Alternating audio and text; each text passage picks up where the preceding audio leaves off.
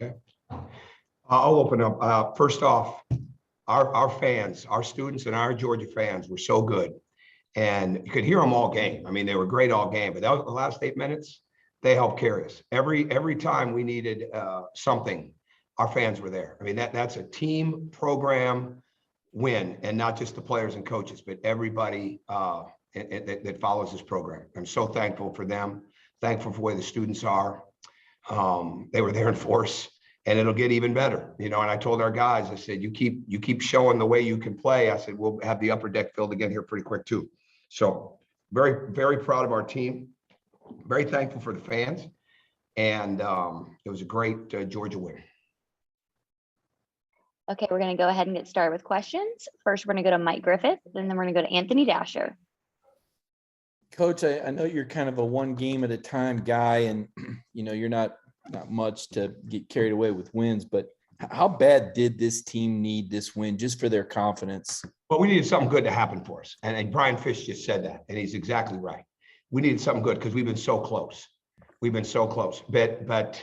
And we had to get him rewired today a little bit too when it looked like Aaron wasn't going to play. Because this afternoon, when he wasn't able to walk through, I thought it was going to be highly unlikely that he would heal enough to be able to play tonight. And unfortunately, he didn't. But like, we had to have a belief. And because we've been close, right? We've had numerous games where we were close, and too many times our wounds have been things we've done to ourselves. But tonight that didn't happen. We've got a really good group of people who are learning leadership, learning commitment, learning what it takes, and it was a great step in the right direction for us to get a win like that. So no question, Mike, it was huge because you can talk confidence all you want while you're playing close, but you really don't have real confidence till you come across with the win in a close game.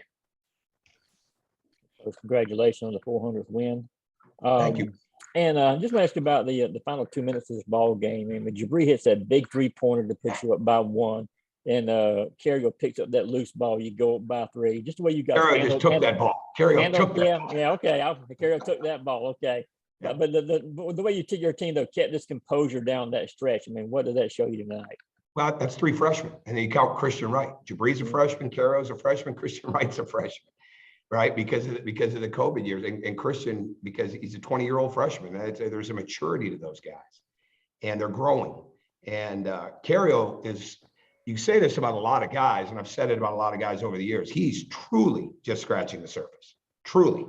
And for him to play that way tonight was impressive. But everybody delivered, and they really did. And they were ready to go. It was a play-on-demand game, and you didn't know if you were going to come out because of our shortage with Aaron and Christian Wright. I don't think I took him out in the second half, and he just continued to play a really good game. So we just found a way. We had a little trouble getting it inbounded, but that was probably more me trying to go to a certain spot and rather than throw it deep. But I was worried about throwing it deep because if they get the steal, it's a layup we can't cover.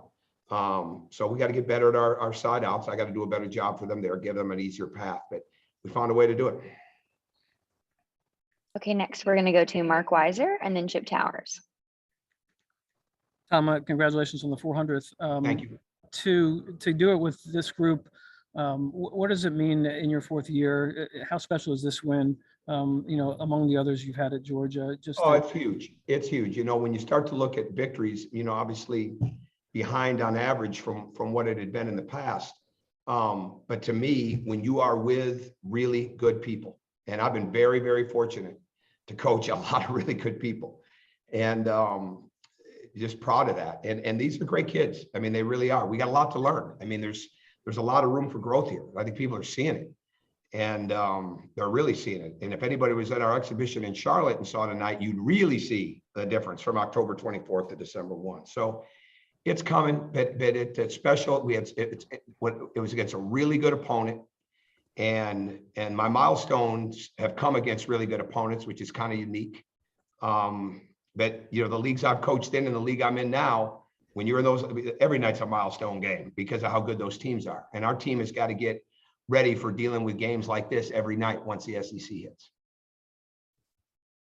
Yeah, Coach, I guess, God's timing is perfect. You probably would have wanted to have the 400 win before now, but just considering how you got it, I don't know which the more amazing part. Christian Wright playing 38 minutes with Aaron on the bench against the team's leading turnover forcers, and he just has one turnover in the game. And then Oquendo, I don't know. I'll ask you. You know, what was kind of the biggest stunner in terms of what you got out of your players tonight? I think the poise. I think because this was the Georgia Tech. This environment seemed even more energetic than the Georgia Tech environment, and that was really good.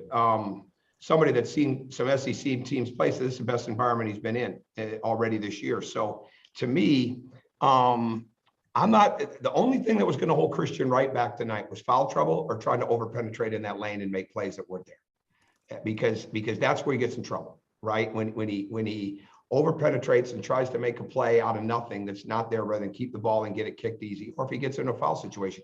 We don't lose the game the other day if he doesn't foul out. I mean, hindsight's 20/20, right? We had a very sick Aaron Cook, who's much sicker now, and he didn't have his greatest day, and we lost Christian with 3:24 in the game. I mean, that's the kind of thing that sets you back. But Christian, Cario, Jabri, as young guys, they are just totally scratching the surface on what they're capable of. But there's a work ethic, there's a maturity, there's a desire, and I think when you have those kind of things, you'll get better and better. And our older guys are doing Braylon, Jalen. I mean, those guys did a fantastic job. Obviously, Aaron, when he's healthy. So we just got to continue. We never walk into any situation, any day in practice, and say that not every one of them can get better. And that's what we've got to continue to do. And these guys are buying into that. We needed a win, though, to validate how hard they work. I mean, we really did. Okay, next we'll go to Lance McCurley, and then Drew Beal, and then Cole Acock. Hey, Coach, congrats on the win.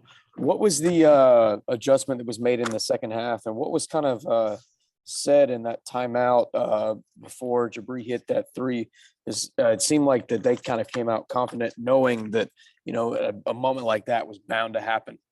Well, I think, yeah, we had something on, and it broke down a little bit, and Jabri just raised up and made the shot. And I only got mad at him once, when he drove and he spun and he tried to shoot and Durham blocked the shot. Like, those are the shots we can't take. But other than that, Jabri played really well tonight, and he's coming, man. He scored 7 points last year, or 8 points in Virginia. He's had 20 and 15 the last 2 nights. I mean, so everything's such a growth process because these guys are so new to this, and I think the guys had confidence the entire night. I know I did, and I think hopefully they could look back at me and see it, and I know I was looking back at them and seeing it. And when you can see it in each other's eyes, I know that sounds corny, but man, I'm telling you, that's real. And those guys hung with it, and we just didn't want to beat ourselves with mistakes, and because that's what's been happening to us a little bit. And so we